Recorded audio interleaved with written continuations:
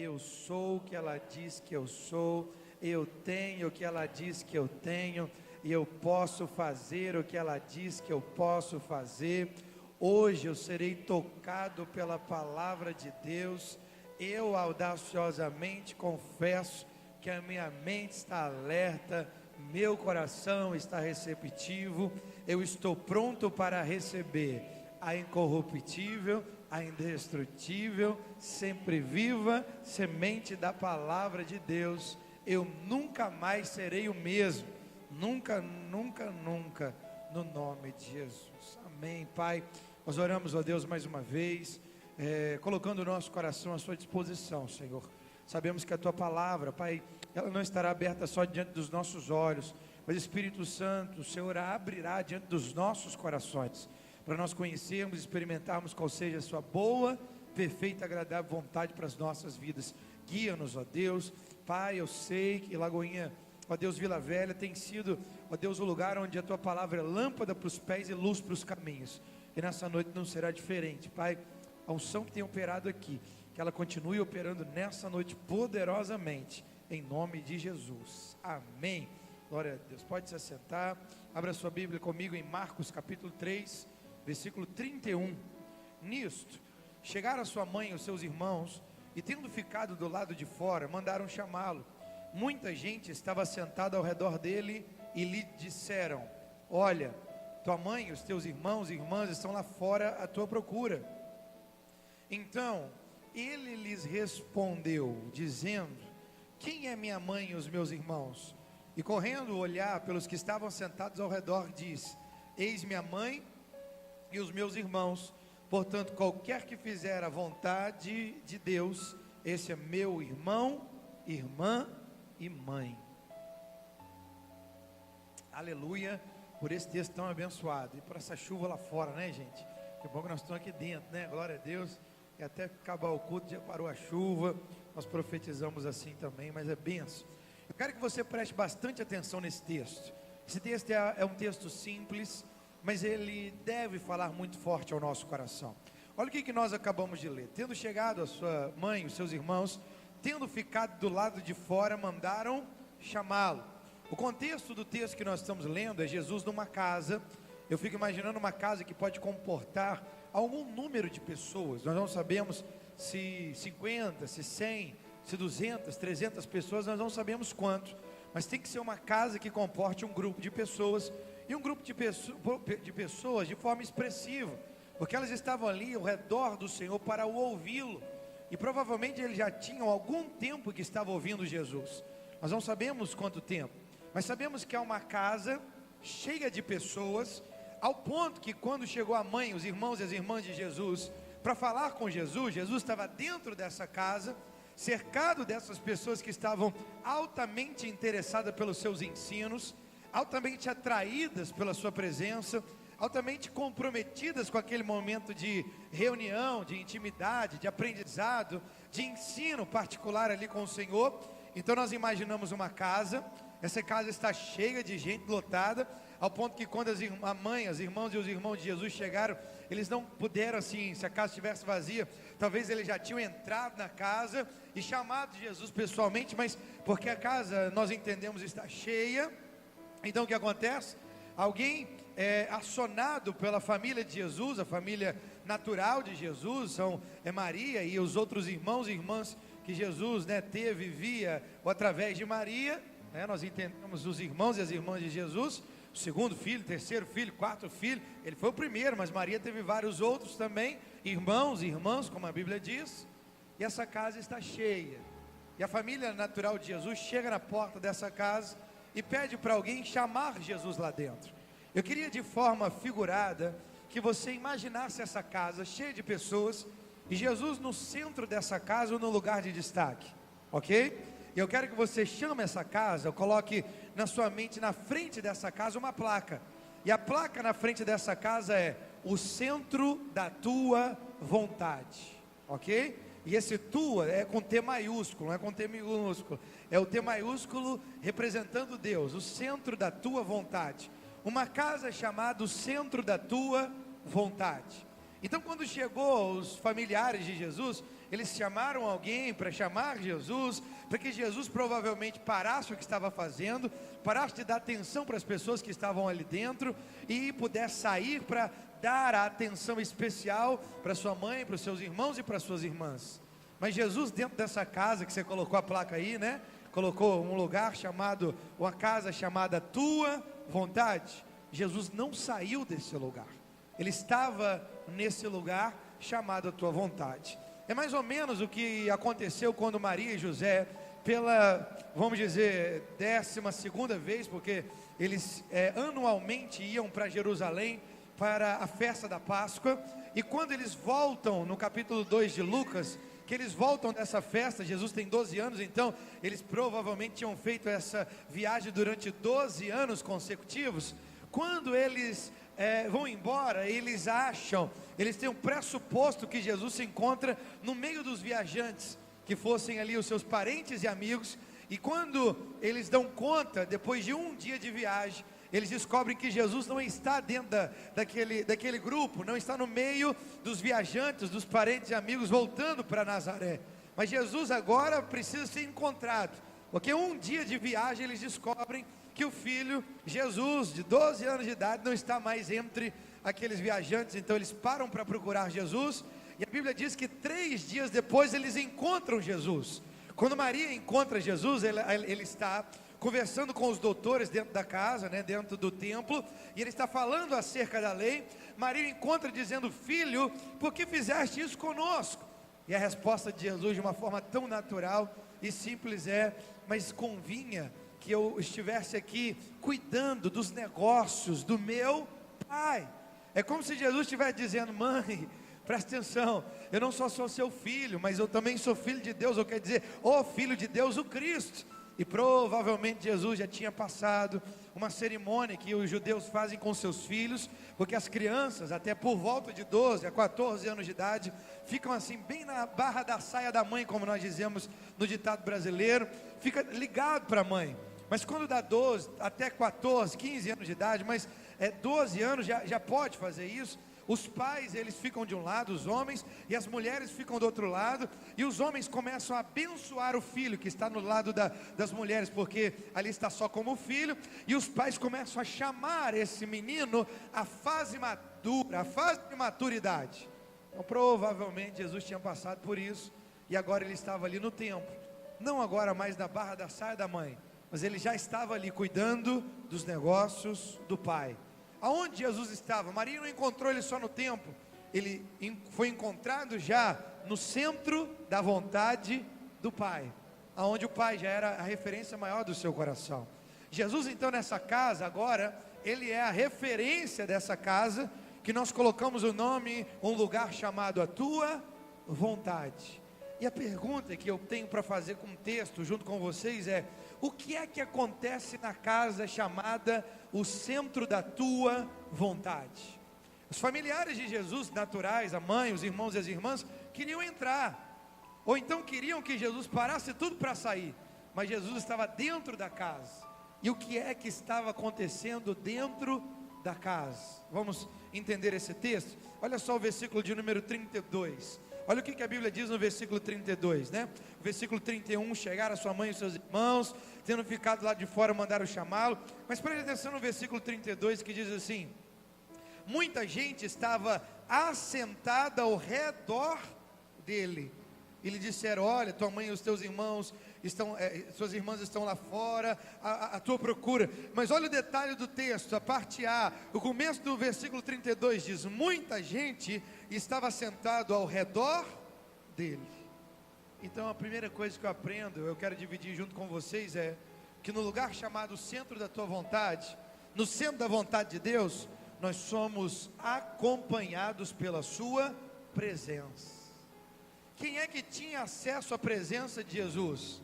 Não era quem tinha o nome de família natural, mas que estava fora da casa. Era quem estava dentro da casa. E como é que é o nome que nós damos para essa casa? Um lugar chamado a Tua Vontade, ou centro da Tua Vontade. E dentro da casa, o que estava acontecendo? O versículo 32 diz que eles estavam sentados ao redor dele. eles estavam na presença dele, eles tinham contato ou acesso direto à presença de Jesus. Gente, nós sabemos os dias que vivemos, tem dia que é tão tranquilo, mas tem dia que são dias maus. Nós sabemos de tantas situações que podemos passar. Jesus mesmo disse que no mundo nós teríamos aflições, mas nós teríamos que ter bom ânimo porque Ele venceu. Sabemos da vida cristã, quando nós realmente vivemos para Deus, e a custa que é voltarmos a Ele, a decisão de vivermos para Ele, o custo que é às vezes, ou muitas vezes, organizar a nossa vida em prol do propósito de Deus para nós. Estar no centro da vontade de Deus nem sempre é o mais fácil, mas nós temos uma certeza: quando nós estamos nesse lugar chamado a Tua vontade, ou centro da Tua vontade, nós temos acesso à presença de Deus, e a presença de Deus nos acompanha em todo momento que nós escolhemos estar no centro da vontade do Pai Celestial para as nossas vidas. Os salmos tão conhecidos, o Salmo 23, nós conhecemos ele. A Bíblia diz: o Senhor é meu pastor e nada me faltará, Ele me faz deitar em pastos verdejantes, guia-me pela água de descanso, refrigera a minha alma. Mas olha o versículo de número 4, Salmos 23, versículo 4, você vai lembrar. Salmos 23, 4 diz: ainda que eu andasse, ou que eu ande pelo vale da sombra e da morte, não temerei mal algum, porque Tu estás comigo. Uau! A ovelha, que é o salmista, o salmista que se torna ovelha, ele está entendendo o seguinte: a vida não é fácil e nem difícil só pela trajetória que eu tenho para passar, mas a vida se torna extremamente graciosa mesmo quando eu passo por um lugar tão difícil chamado Vale da Sombra da Morte. Não importa o lugar, a circunstância, ou o que eu tenho que enfrentar nesse lugar, mas o que importa é quem me acompanha quando eu passo neste lugar. Ainda que eu andasse pelo Vale da Sombra da Morte, eu não temerei mal algum, ou não temeria mal algum, porque Tu estás comigo. Quando nós escolhemos e organizamos a nossa vida para continuarmos no centro da vontade de Deus, o primeiro benefício que nós temos é ter a presença de Deus como o maior presente de Deus para as nossas vidas. Alguém às vezes, novo convertido, chega na igreja, se batiza, né? Aquela força para batizar, aquele discipulado, aquele momento maravilhoso, e depois que batiza, passa alguns meses, e eu já vi algumas pessoas, não muitas, mas algumas pessoas me procurando, falar assim: pastor, antes de eu tomar a minha decisão por Cristo, a minha vida parecia que era mais fácil, a minha vida parecia que eu tinha, vamos dizer assim, menos lutas, ou muitas lutas e menos afrontas. Eu tinha uma vida assim, mais ou menos, mas eu enfrento embates hoje que parecem ser maiores. Mas a pergunta que eu sempre faço é: bom, mas como é que você vencia esses embates? Como é que você terminava uma batalha? Como é que era a conclusão das suas etapas antes? E aí ele vai respondendo, e eu digo: qual é a diferença para hoje? A diferença para hoje é que eu sei que eu tenho Jesus, e Jesus me tem. Essa é a grande diferença, quando nós estamos num lugar chamado centro da Tua vontade. Muitas vezes não é fácil, muitas vezes é uma decisão que precisamos tomar assim com grande custo. Jesus mesmo diz que, a Bíblia diz que alguém chegou para o Senhor e disse: Senhor, eu te seguirei por onde quer que fores. Aí Jesus disse: as raposas têm covis, as aves do céu têm ninhos, mas o Filho do Homem não tem aonde reclinar a cabeça. É como se ele estivesse dizendo: pode me seguir, está autorizado, é isso mesmo, eu sou o mestre, pode vir atrás de mim, mas saiba que para realmente colocar a sua vida, para me seguir, você vai ter que fazer o que eu faço. E eu tomei a minha cruz, quer dizer, eu escolhi o centro da vontade do Pai para viver. Isso tem um custo. Se você está disposto realmente a me seguir, então saiba de uma coisa: você vai ter que abrir mão de conforto e comodidade para escolher a vontade de Deus acima de todas as coisas. Está disposto a abrir mão de uma certa segurança pessoal, ou de um conforto pessoal, ou do lugar onde você está, para dizer: Senhor, não importa onde eu esteja, eu vou estar no centro da Tua vontade, porque eu sei que no centro da Tua vontade, o primeiro grande benefício é saber que a Tua presença está comigo, e esse é o melhor presente que eu posso ter na minha vida. Abraão ouviu de Deus dizendo: sai da tua terra, da tua parentela, da casa do teu pai, e vai para a terra que eu te mostrarei. Hoje, gente, nós não sabemos o que aconteceu qual o diálogo de Deus com Abraão, mas nós não temos Abraão perguntando: Senhor, aonde é? Ele não pergunta. Esse é o capítulo 12 de Gênesis, capítulo 12 de Gênesis é a chamada de Abraão. E aí nós vemos o versículo 1, 2 e 3, a chamada. O versículo 4 diz assim: e Abraão obedeceu a Deus. Ele foi. Por que Abraão foi tão pronto em obedecer a Deus? Abraão não perguntou aonde ia, porque ele sabia com quem ele ia. Ele sabia que o Deus que o estava chamando para o centro da sua vontade não desampararia ele no meio do caminho. A única coisa que ele precisava era acompanhar a direção de Deus, porque na direção viria a presença do direcionador, e a presença do direcionador, Abraão sabia, faria toda a diferença no meio da caminhada. Ao ponto que quando os pastores de Ló começaram a ter conflito com os pastores de Abrão, a Bíblia diz que eles pararam para bater um papo. E aí o texto diz que Abrão disse: então escolhe um lugar, Ló. Para mim, Ló perdeu uma grande oportunidade, porque se ele entendesse que ele tinha que honrar o seu tio mais velho, aquele que tinha um chamado de Deus, dizendo: não, Abrão, é você que tem que escolher, escolhe você. Ló não tinha escolhido tão mal e ter parado lá em Sodoma e Gomorra, mas isso é uma outra ocasião que a gente pode conversar sobre isso. Mas a Bíblia diz que Abraão disse: então escolhe, Ló. E Ló escolheu as campinas do Jordão, que depois se tornaram Sodoma e Gomorra. E o próximo trajeto de Abraão foi praticamente em um deserto, até chegar a Canaã. Porque esse homem, sendo chamado de Deus, sendo mais velho, sendo aquele que poderia dizer: não, deixa eu ir para o melhor lugar visível, deixa eu escolher a melhor fatia do terreno, ele estava dizendo: não importa onde eu vá fisicamente, se eu estiver no centro da vontade daquele que me chamou, Ele vai comigo. E a presença do Senhor é capaz de transformar deserto em terra prometida, é capaz de transformar escassez em lugar de abundância. Eu saio do meu lugar familiar e vou para um lugar de peregrino, mas eu não vou de qualquer jeito, de qualquer forma, ou acompanhado por qualquer um. Eu vou acompanhado pelo Deus que me chamou. Então eu me torno peregrino, porque eu saio da minha terra natal, mas eu chego no lugar onde é a vontade, ou centro da vontade dele para a minha vida, e me torno herdeiro pela fé, porque eu sei que aquele que me conduz é aquele que me acompanha no caminho em que me conduz.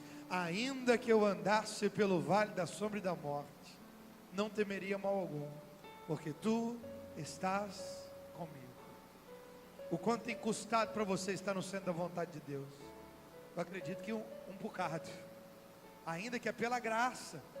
Graça também é iniciativa de Deus de vir a nosso favor, sem nenhum merecimento nosso, é a capacidade de Deus. Mas fé também é a resposta do coração humano, do nosso coração, aquilo que é a chamada de Deus para nós vivemos. E na hora de responder, custa organizar a nossa vida, continuar deixando Jesus ser o primeiro, nós ficarmos no segundo carro no máximo, deixar Jesus ir na frente, deixa Ele pilotar, deixa Ele tomar conta da história. Nem sempre é fácil, nem sempre é tão tranquilo, nem sempre é tão indolor, mas vale a pena quando nós sabemos que ao estar no centro da vontade de Deus, nós somos acompanhados pela presença dEle, como Ele mesmo diz em Hebreus capítulo 13, versículos 5 e 6, a Bíblia diz: não tende, ou não se preocupe com as coisas, não se apegue, ou quer dizer, não viva de forma avarento, contentai-vos com aquilo que tem, pois Ele tem dito: eu nunca te deixarei, eu jamais te desampararei. Gente, nós estamos aqui no culto de fé, e recebemos tanto de Deus, e saímos daqui com chaves de vitória, saímos daqui com direções, com estratégias, com percepções, com tudo. Mas o que tem que fazer diferença quando nós chegarmos em casa, ou amanhã quando formos para o trabalho para enfrentar os Golias ou os leões, quando nós formos resolver algumas coisas na família, ou em qualquer área, comercial, financeira, ministerial, familiar, tudo, nós temos que entender que o maior tesouro que nós já temos é a presença de Deus manifesta que nos acompanha, porque nós estamos dizendo: sim, Senhor, seja feita a tua vontade. Eu não saio desse lugar, porque eu escolhi estar no lugar chamado centro da tua vontade. Porque no centro da vontade de Deus somos acompanhados pela sua presença. Isso é tão maravilhoso para nós. Vale a pena o investimento. Vale a pena. Não é tão fácil. Como outro, Jesus disse: vem. E aí ele disse assim: eu vou, Senhor, mas deixa primeiro eu despedir do meu pai. Jesus diz: deixa os mortos enterrar os seus próprios mortos. Tu, porém, vai e anuncia o reino de Deus. Provavelmente não tinha um cortejo fúnebre naquela hora, não tinha um velório. Jesus não seria tão sem alma ao ponto de dizer: nem chore por um parente amado. Não é isso que ele está dizendo. Mas era um acordo familiar que provavelmente aquele moço estava atrelado a ficar ali naquele acordo familiar até que os seus pais morressem. E aí ele estaria livre para atender a vontade de Deus. E de repente Jesus o chamou. E quando Jesus o chamou, ele tinha uma oportunidade: ou eu priorizo a vontade de Deus, ou então eu vou viver todos os meus padrões até que Deus caiba em algum deles. E Jesus disse: deixe os mortos enterrar os mortos. Você tem uma nova prioridade no seu coração. Tu, porém, vai e anuncia o reino de Deus. Escolha o centro da vontade. Escolha o centro da vontade do Pai, como se Ele estivesse dizendo: porque nesse centro eu vou te acompanhar. No centro da vontade do Pai. Os seus problemas não são seus, são deles. São dele. É do nosso Senhor. Nós não temos agora não só esse benefício, mas temos outros benefícios também. Olha só o versículo de número 32, agora a parte B. E lhe disseram: olha, tua mãe, os teus irmãos e as tuas irmãs estão lá fora à tua procura. Olha o versículo de número 33. Olha só, gente. Então ele lhes respondeu dizendo: quem é a minha mãe e os meus irmãos? Então ele lhes respondeu. Preste atenção no detalhe do texto. Jesus não está respondendo quem está lá fora o procurando, mas Jesus está respondendo o questionamento, a inquietação de quem está lá dentro, trazendo algo para ele. Então olha que coisa interessante. No lugar chamado centro da tua vontade, no lugar chamado a tua vontade, nós temos direções claras de Deus, diárias ao nosso coração. Pastor, eu conheço pessoas que estavam sentadas aqui nesse banco e não estão mais. Eu conheço pessoas que estavam fortes na vida com Deus, de repente desistiram. E quando eu olho as fotos no WhatsApp, no Instagram, no Facebook, quando eu passo na praia aqui, eles estão sempre caminhando, tomando lá cerveja. Eu não sei o que eles estão tomando, mas parece que eles estão sorridentes, que eles estão rindo. Está tudo certo nas redes sociais, é a vida mais brilhante que tem. Meu Deus, eu fico tão temeroso de sair da vontade de Deus. E quando eu vejo alguém saindo, descambando, parece que a vida da rede social se torna maravilhosa. O que é isso? Ô gente, eu não sei o que é isso. Ou pode ser falsidade, ou pode ser um tempo em que existe uma coisa chamada lastro, existe reserva, uma hora a reserva acaba. Eu não sei, Jesus disse que se o ramo for cortado da videira, uma hora ele seca, e quando ele seca, não adianta invernizar o ramo, não adianta querer lixar ele, não adianta querer jogar uma aguinha, ele tem que estar ligado na videira, que é Jesus. Mas uma coisa eu posso dizer: quem não está atendendo a chamada divina, priorizando o Senhor no seu coração, deixou de ter o Senhor, o Espírito Santo, como o maior conselheiro pessoal da sua vida. Você pode ter certeza disso. Você pode ter certeza disso. Nós estamos aqui priorizando a vontade de Deus, colocando a nossa vida em prol de colocar o Senhor em primeiro lugar. Saiba que o segundo grande benefício é que Ele responde às inquietações do nosso coração. Eu não sei quantos dias você já está aqui nessa quarta-feira, talvez trazendo uma causa ao Senhor. Eu não sei quanto tempo você está clamando por algo na sua vida. Eu não sei quanto tempo você já está cumprindo Jeremias 33:3, que diz assim: clamas a mim. Ou então outra versão diz: invoca-me, clama a mim, clamas a mim e te responderei. Anunciar-te-ei coisas grandes e ocultas que não sabes. Eu não sei quanto tempo o seu clamor está acontecendo, mas Jesus chega a dizer sobre o caráter de Deus para responder a nossa oração, ao ponto de Jesus dizer: tenha uma oração incessante, não pare de orar, porque aí ele diz, é como uma viúva que foi procurar um juiz iníquo. Ela sabia que o coração desse juiz era duro, era um coração de um juiz, de um homem duro, que era frio, vamos dizer assim, nas suas sentenças, ou nas causas que lhe era apresentado. Ele não ia por misericórdia, como se ela estivesse dizendo, a Bíblia estivesse dizendo isso, mas aquela mulher, ela foi até o juiz levando a causa, e ela importunou o juiz, até que o juiz julgasse a sua causa. É como se Jesus estivesse trazendo essa história, dizendo: pode trazer diante de Deus a sua causa, porque Ele está ouvindo, e o coração dele é bondoso, e na hora do Senhor, a sua resposta vem. O que eu posso dizer como um benefício claro para quem está escolhendo viver no centro da vontade de Deus, é que você e eu, nós temos o Espírito Santo como conselheiro pessoal do nosso coração.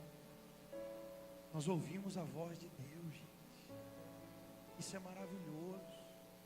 Ah, pastor, mas quem desviou, usa qualquer roupa, eu vou sair de casa, o Espírito Santo me puxa, fala: opa, essa blusa não, opa, essa saia não, opa, essa calça apertada aí, ou de homem ou de mulher, né, tem de tudo, não, opa, e o outro pode tudo, ele pode tudo, ou ela pode tudo, por enquanto, porque sempre tem uma disciplina depois, ou um preço pelo menos, pode tudo, mas uma das coisas que não pode, fora da vontade de Deus, é ter o Senhor como conselheiro pessoal do seu coração.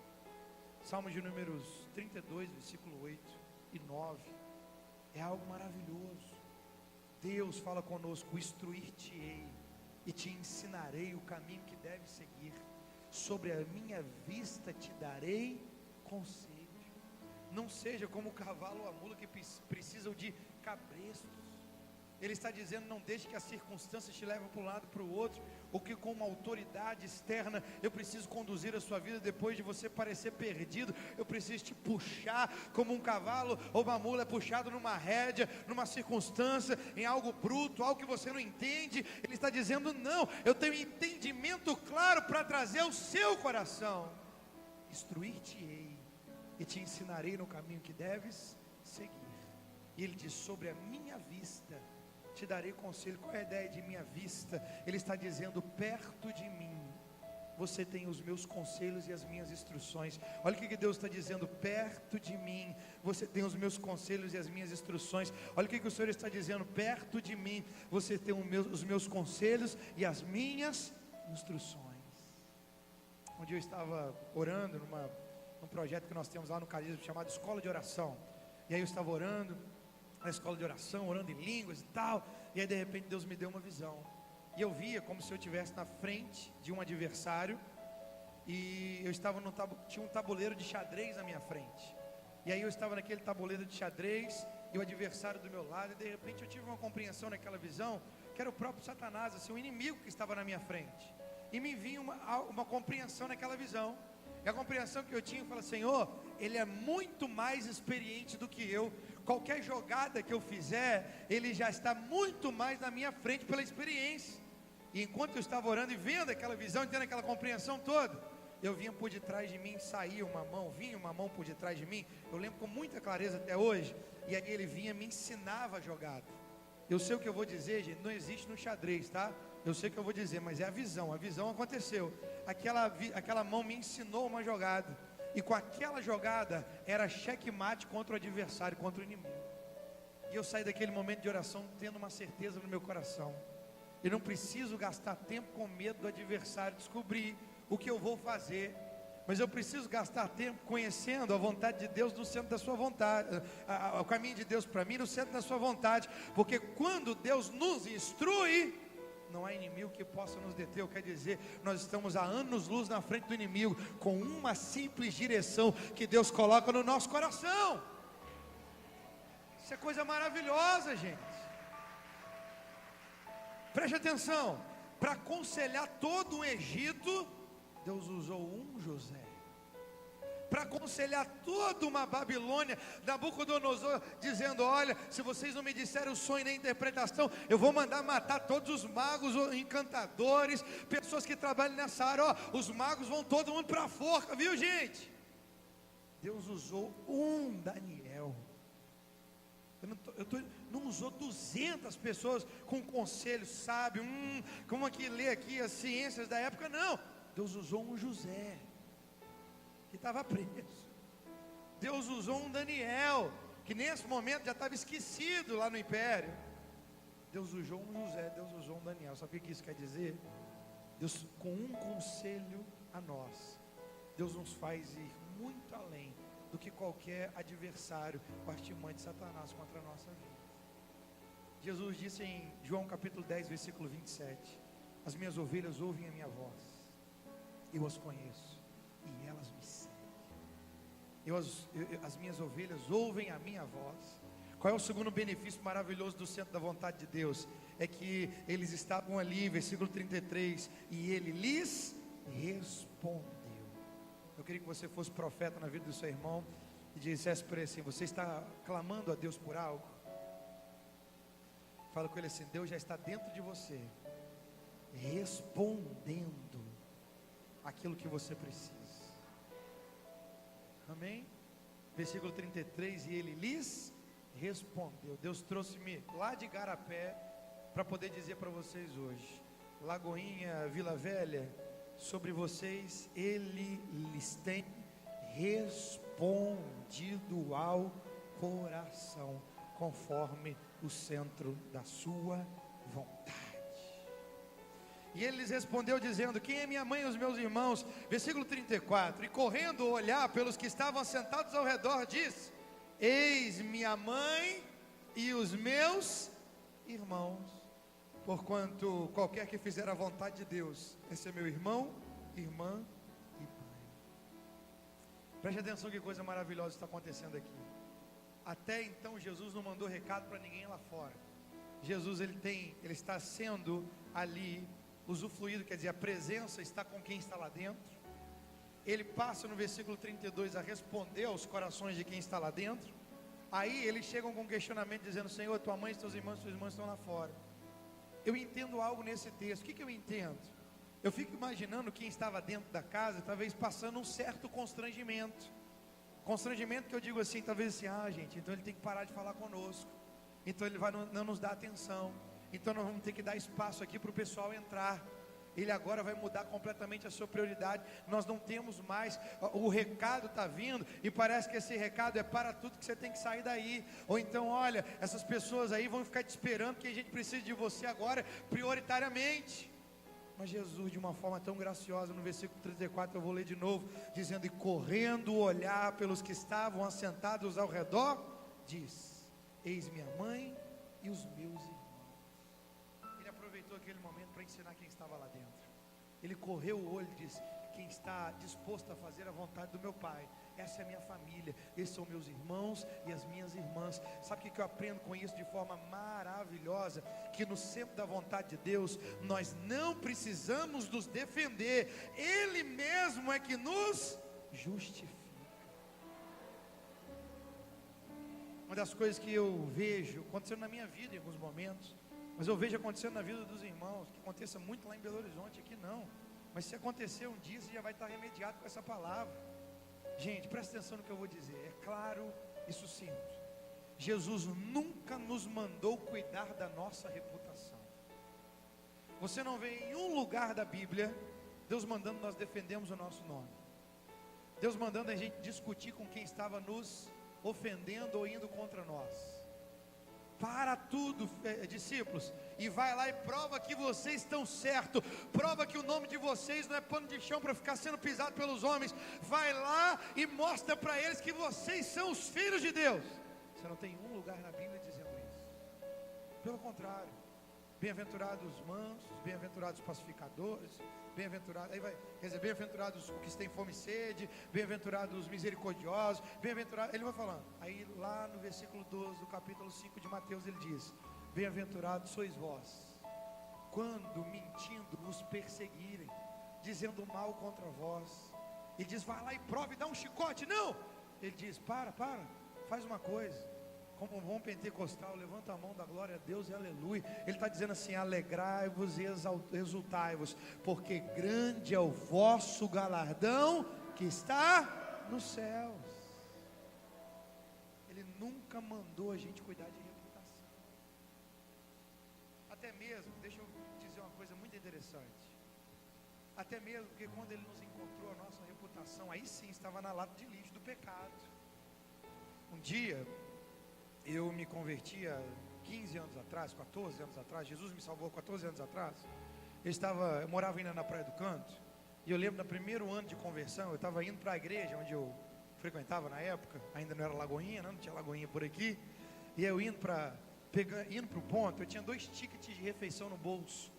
E eu lembro, uma senhora me abordou, uma moradora de rua, na verdade ela estava mais na minha frente assim. E aí o Senhor falou no meu coração muito claro: vai, meu filho, dá um abraço nela, diz a ela que eu a amo, o ticket de alimentação para ela. E aí eu fiz isso, eu peguei o ticket, eu fui lá, dei um abraço nela, dei um abraço um pouco mais apertado assim. Eu falei: esse ticket é para dizer o quanto, é uma prova para, Jesus mandou te dizer, Ele te ama, isso aqui é só uma prova para dizer o quanto Ele te ama e Ele te quer bem. Enquanto eu parei de abraçar ela e saiu aquele sangue quente, eu comecei a notar que eu abracei ela, ela estava suja e mal cheirosa. Então quando ela saiu, eu comecei a notar que eu abracei ela, estava bem suja e mal cheirosa. Você está cheio de Deus e tal, está tudo certo. Mas na hora que eu estou notando que eu abracei assim ela, que ela estava suja e mal cheirosa, o Espírito Santo falou comigo assim: foi assim que eu te encontrei, quando eu te busquei no pecado. Na hora, a foto na minha mente me veio no culto. Eu entreguei a minha vida lá no Pastor Brito, lá no Jardim da Penha, IABV. E aí, foi num culto de terça-feira, o pastor Samuel Gonçalves, então o pastor assembleano, foi lá, pregou, foi uma bênção. Eu entreguei minha vida para Jesus. Eu lembro que eu tinha tomado banho, eu estava cheiroso, arrumado. Na hora, na minha mente veio a foto de como eu estava arrumado. Eu falei: meu Deus, o senhor está dizendo que me encontrou assim? E eu estava arrumado, eu lembro. Mas na hora a ficha caiu, dizendo: não era assim fisicamente, era assim espiritualmente, como eu estava no trapo de imundície que o pecado é, e a podridão que a sujeira do pecado traz à nossa vida, na minha vida, na nossa vida. Moral da história: a nossa reputação estava assim. E Jesus na cruz, Ele levou o trapo de imundícia, quer dizer, Ele levou a roupa de mendigos espirituais, nós. E aí de vez em quando, o melhorzinho da gente era religioso, gente, que ia no domingo para o culto, lavar a mão, lavar o rosto, as mãos assim, em atos religiosos, depois voltava para o pecado de novo. Mas lá na cruz Jesus levou esse trapo de imundícia, quer dizer, essa roupa de mendigo espiritual, porque nós pisamos na lama do pecado e vivemos muito tempo nela. Mas Jesus estava lá levando essas roupas de imundícia, estava trocando conosco a veste de justiça branca do Senhor. Ele trocou, Ele nos deu a sua própria reputação. Agora nós somos chamados filhos de Deus. Filho de Deus é o maior carro que o universo pode conhecer, gente. Tem até anjo que está 24 horas nos acompanhando, porque a Bíblia diz que os anjos de Deus acampam ao redor daquele que os teme e os livram, e os guardam de todo mal. O que eu estou querendo dizer? A Bíblia nunca nos chamou para cuidar da nossa reputação, defendê-la. Mas a Bíblia nos chama para nós estarmos na oficina do caráter de Deus em todo o tempo. Aí sim. Mas o que nós aprendemos com isso? Essas pessoas que estavam lá dentro, elas não precisavam levantar e se justificar, dizendo: gente, eu estou aqui, eu paguei um preço para estar um tempo com eles. Você pode aí, mãe de Jesus, irmão de Jesus, irmã de Jesus, nos dar mais tempo? Eles não se levantaram para se justificar. O próprio Jesus os justificou. O terceiro benefício de estar no centro da vontade, ou no lugar chamado a tua vontade, é que nesse lugar nós não precisamos gastar energia para nos justificar. Deus é o nosso justificador. Deus é aquele que julga a nossa causa. Às vezes nós temos que nos calar um pouco mais para deixar Deus falar mais por nós. Não gastar essa energia. A minha energia gasta em fazer a vontade de Deus, é organizar a minha vida em prol da sua vontade, é seguir o Senhor, saber que Ele está na frente, é conduzir outras pessoas nesse lugar de obediência. Mas a obra de Deus nessa, eu não vou nem falar de qual cara, até quero que você me acompanhe. Deixa a fita da Bíblia em Marcos 3 aí, e vá comigo aí para Romanos capítulo 8, versículo 31. Vem comigo aí, Romanos capítulo 8, versículo 31. Essa eu quero ler junto com vocês, bem devagarzinho. Olha só: no centro da vontade de Deus, nesse lugar, não precisamos nos defender, pois Ele mesmo nos justifica. Aleluia. Eu quero ler com vocês, isso aqui é maravilhoso. Pare de gastar energia defendendo a sua reputação. Deixa Deus te defender. A Bíblia diz que nós estamos escondidos com Deus, oculto em Cristo Jesus. Gente, oculto em Deus, escondido em Cristo. Deixa Ele nos defender. Jesus foi recebido na casa de Marta e de Maria. Marta estava agitada, né? Chegou para o Senhor e disse: Senhor, não te importa que minha irmã tenha deixado que eu fique servir sozinha? Ordene-lhe, pois, que ela venha me ajudar. E a Bíblia está dizendo que enquanto ela está falando, Senhor, ordena que venha me ajudar. De repente, a Bíblia diz que Jesus chega para Marta e diz: Marta, Marta, estás ansiosa e atarefada com muita coisa. Maria, pois, escolheu a boa parte, a qual não lhe será tirada. O que é que Maria falou para se defender de Marta, gente? Nada. Quem é que falou no nome dela? Jesus. No centro da vontade de Deus, nós não precisamos nos defender, Ele que nos justifica. Romanos 8:31, leia comigo, acompanhe comigo por gentileza. Olha só, quando nós estamos no centro da vontade de Deus, o que acontece? Que diremos, pois, à vista dessas coisas? Se Deus é com Lagoinha, Vila Velha, quem será contra Lagoinha, Vila Velha? Se Deus é por nós, quem será contra nós?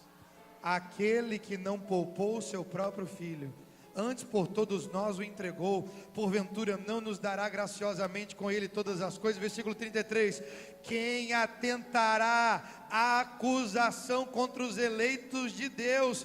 É Deus quem os justifica. No centro da vontade de Deus, nós não precisamos nos defender, é Ele que nos justifica. A gente gasta menos tempo defendendo a nossa reputação e gasta mais tempo no lugar, no centro da vontade de Deus, que é a oficina do caráter de Deus para nós. Aí a gente vai ter mais tempo para atender o convite, como Jeremias no capítulo 18 ele ouviu. Jeremias ouviu de Deus dizendo: levanta e desce, vá à casa do oleiro, porque lá eu falarei contigo. Quando ele chega lá, ele vê o oleiro, e de repente tem um vaso na mão do oleiro, e de repente o vaso se desfaz na mão do oleiro, e o vaso é refeito pelo oleiro, e Deus diz: ô profeta, deixa eu te falar uma coisa, assim é o meu povo nas minhas mãos, assim é a casa de Israel nas minhas mãos. Eu sou oleiro, e o meu povo é esse barro, pode ser desfeito e refeito de novo, se o meu povo estiver no centro da minha vontade. Já custa muito estar no lugar da obediência, e aí a gente não fica gastando tempo nos justificando, já que Deus nos justifica. Volta para o texto lá, Marcos capítulo 3, de novo, versículo 35, o último agora, dizendo: portanto, qualquer que fizer a vontade de Deus, esse é meu irmão, irmã e mãe. Olha que coisa simples. Qualquer que fizer a minha vontade, a vontade de Deus, esse é meu irmão, irmã e mãe. O primeiro benefício de estar no centro da vontade de Deus é saber que nós somos acompanhados pela sua presença. Ele é o conselheiro pessoal da nossa vida. Quer dizer, acompanhado pela sua presença. Não importa o que passemos, importa com quem vamos passar aquilo que temos que passar. Segundo benefício é saber que ali nesse lugar Ele nos responde. Ele traz direções claras ao nosso coração. Nós temos o Espírito Santo como conselheiro principal, pessoal do nosso coração. Isso é maravilhoso. Quem está lá fora e está colocando uma vida perfeita no WhatsApp, no Instagram, no Twitter, não tem isso não. Mas quem está no centro da vontade de Deus, o Espírito Santo, Ele vai falando, Ele vai convencendo, Ele vai explicando, Ele vai conduzindo, Ele vai aconselhando. As minhas ovelhas ouvem a minha voz, eu as conheço e elas me seguem. O terceiro benefício de estar no centro da vontade de Deus é saber que ali a gente não gasta energia para se defender, porque Ele é que nos justifica. Mas preste atenção no quarto e último benefício de estar no centro da vontade de Deus. No centro da vontade de Deus, no plano de Deus para nós. Preste atenção. Preste atenção. Jesus diz: qualquer que fizer a vontade de Deus, esse é meu irmão e mãe. No plano de Deus para nós, preste atenção, nós encontramos as melhores pessoas para as nossas vidas. No centro da vontade de Deus, nós encontramos as melhores pessoas para as nossas vidas. Às vezes nós queremos viver um nível de relacionamento com Deus e com uma parte da igreja aqui dentro. E quando nós saímos lá fora, nós dizemos assim: aqui fora quem controla os meus relacionamentos sou eu. Mas lá fora, é lá fora que Deus tem que conduzir cada relacionamento que nós temos. É lá fora que os relacionamentos precisam ser ainda mais verificados. Quando eu fui para sair de Vitória, fui para Belo Horizonte, eu deixei os meus melhores amigos aqui. Mas eu estava ali dedicado ao centro da vontade de Deus. E descobri que enquanto eu estava no centro da vontade de Deus, eu não tinha perdido os melhores amigos. Até porque eu tenho amigos daquela época até hoje. Meu pai faleceu ano passado, eu tive o pastor Anderson e alguns colegas tão próximos, amigos tão próximos. Mas eu tive pessoas que apareceram que eu nem imaginei, que eram amigos de 15 anos atrás. Eu não perdi. A gente nunca perde o que Deus nos dá verdadeiramente. Mas eu descobri que o que eu achava que estava perdendo, na verdade eu estava ganhando. Porque enquanto eu estava dedicado a me prostrar diante do Senhor, segundo a sua vontade, quando eu fui olhando para o lado, quando eu fui olhando para o outro, eu descobri que as melhores pessoas da minha vida eram aquelas que estavam também dedicando a vida a estar no centro da vontade de Deus. Às vezes existem coisas que Deus nos pede, que passa pelo campo dos nossos relacionamentos. Preste atenção no que eu vou dizer. Caleb era um homem que se conservou em Deus, ao ponto que com 85 anos de idade ele chegou para Josué e disse: Josué, tu sabe que o Senhor disse a respeito de mim e de ti em Cades Barneia. Tinha 40 anos quando Moisés me enviou para espiar a terra, e eu relatei como sentia no meu coração. Meus irmãos que subiram comigo apavoraram o povo, mas eu relatei como sentia no meu coração. Ele disse: eu perseverei em seguir o Senhor. Ele disse: 45 anos há que o Senhor me prometeu essa palavra. Estou tão forte ainda hoje como no dia que Moisés me enviou. Então a minha força para o combate está agora hoje. Dai-me, pois, este monte que o Senhor me prometeu. Eu sei que lá existem os anaquins, grandes e fortes cidades, mas o Senhor está comigo para desapossar como prometeu. E quando ele declarou tudo isso, a Bíblia diz: Josué o abençoou e deu Hebrom por herança. Caleb, com 85 anos, ele não foi procurar qualquer um, não. Ele não pegou o primeiro da esquina e falou assim: deixa eu contar o plano de Deus para a minha vida, para você. Deixa eu dividir os sonhos profundos do meu coração com você. Ele não pegou qualquer um na esquina e disse assim: eu vou contar os bastidores da minha vida para você, para ver o que você acha, conforme o padrão do mundo. Não. Ele procurou um homem de fé. Quando Noemi despediu as suas noras, Ruth e Orfa, ele disse: minhas filhas podem ir, vão com Deus. Despediu elas. Se eu tivesse filho novamente, não daria tempo de você casar com ela de novo. Aí Orfa, sentida, despediu, chorando, voltou.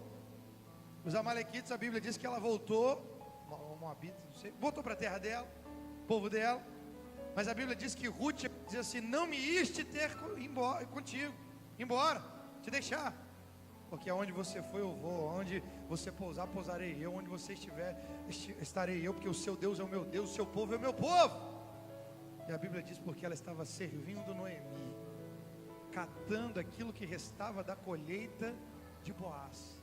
Um dia o Boaz olhou para ela, e num ato de submissão, ela se apresentou a Boaz, e Boaz foi o resgatador daquela moça, porque ela entregou a sua mocidade, a sua viuvez moça, para servir uma sogra, que nem marido mais ela tinha.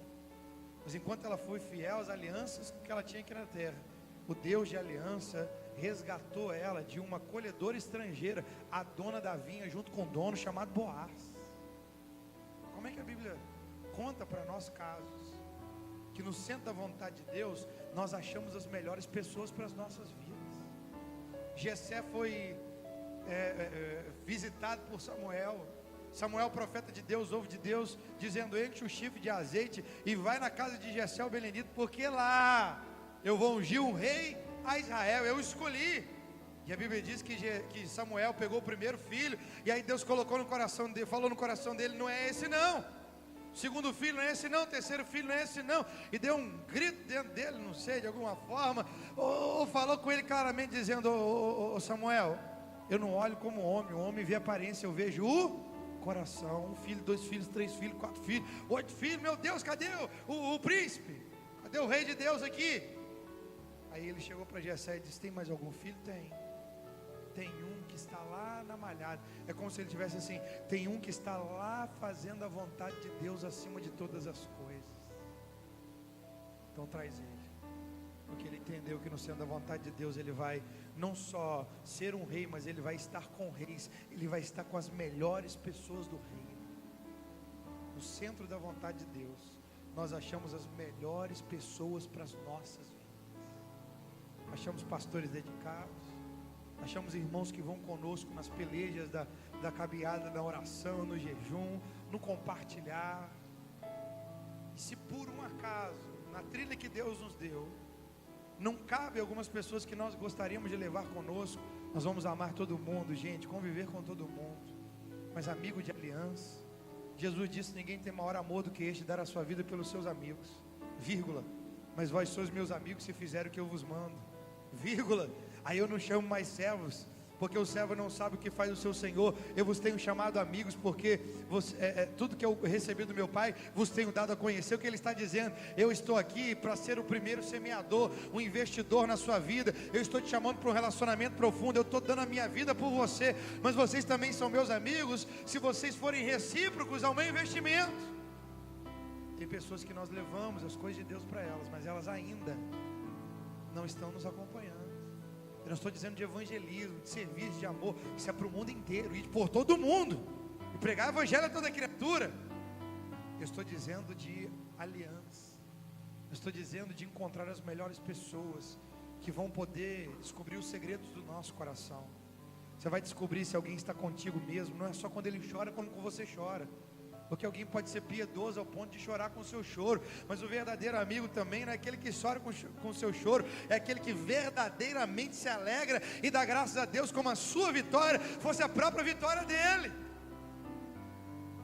Mas preste atenção, Jesus estava ali declarando: no centro da vontade do Pai, ou no lugar chamado a tua vontade, ou no lugar chamado centro da tua vontade, nós encontramos com as melhores pessoas das nossas. Eu tenho certeza que você já está cercado de pessoas maravilhosas, pessoas comprometidas, de pessoas que te amam, que cuidam de você, pessoas que estão te cercando. Mas se você por um acaso, ou começou agora esse ciclo de obedecer a Deus, ou se você acha que você não está tão acompanhado, eu acredito que você já esteja assim. Espera o tempo, ou quer dizer, continua andando por esse caminho, que quando você olhar para o lado, enquanto você está seguindo a Jesus, você vai ver cada Pedro, Tiago e João que aparece abençoado. Você vai ver cada Pedra, Tiago e João, não sei, cada homem e mulher de Deus comprometido primeiro com o Senhor. Porque quem é fiel à aliança vertical será fiel à aliança horizontal. Quem é comprometido com o Senhor estará te honrando também no meio da caminhada. E vice-versa. Você é uma bênção para quem está perto de você, e essa pessoa que está perto de você é uma bênção para a sua vida. Fique de pé no seu lugar. Eu queria passar para o pastor Anderson o microfone, mas eu queria antes orar com você. Eu queria que você desse a mão para essa pessoa que está do seu lado, já que nós terminamos assim, e lembrarmos que os benefícios de estar no centro da vontade de Deus é esse. Ao pegar na mão dessa pessoa, fala assim: deixa eu orar com você, para que você não desista de estar no centro da vontade de Deus. Fala com ele, não desista não de estar no centro da vontade de Deus. Fala com ele, vale a pena estar no centro da vontade de Deus, porque a presença de Deus nos acompanha aqui. Fala com ele isso. Fala com ele, no centro da vontade de Deus, fala com ele. Nós temos direções claras no nosso coração. Amém, fala com ele aí, ó. No centro da vontade de Deus, nós não precisamos nos defender, Ele que nos justifica, Ele é que me justifica, que justifica. Agora olhando nos olhos dele, agora tem que olhar mesmo. Fala com ele assim: no centro da vontade de Deus, nós conhecemos as melhores pessoas para as nossas vidas, e você é essa bênção para mim também. Deixa eu orar com você, você vai orar comigo agora, vamos orar. Começa a orar por esse irmão agora, por essa irmã. Pai, no nome de Jesus nós te louvamos, Senhor, te bendizemos por essa noite abençoada. Pai, como às vezes, Senhor, precisamos passar por algumas situações, ó Deus, abrir mãos, ó Pai, de propostas, Senhor, colocar a nossa carne na cruz, para poder continuar nessa casa chamada o centro da tua vontade, Senhor.